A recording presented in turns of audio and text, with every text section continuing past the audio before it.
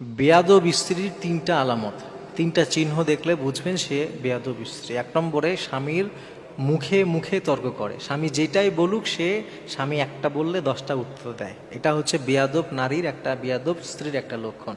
2 নম্বরে, সে সব সময় নিজের ইচ্ছা মতো চলতে চায়।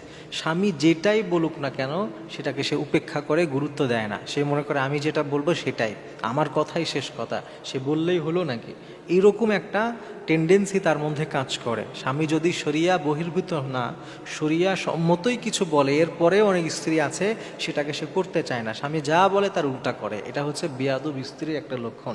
আর একটা হচ্ছে বেয়াদব স্ত্রী বা নারীর আর একটা লক্ষণ হচ্ছে স্বামীর নামে অন্যের কাছে দুর্নাম করা এবং অন্যের কথা শুনে স্বামীর সাথে বাজে ব্যবহার করা।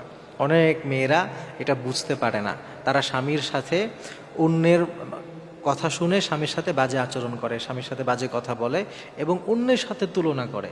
অনেক সময় দেখবেন যে পাশের বাসায় অমুকের এটা হয়েছে, সে এসে স্বামীর সাথে কথা বলবে, ঝগড়া করবে যে সে এটা পারলো তুমি কেন পারো না, সে তার স্ত্রীকে এটা দিচ্ছে তুমি কেন দিচ্ছে না।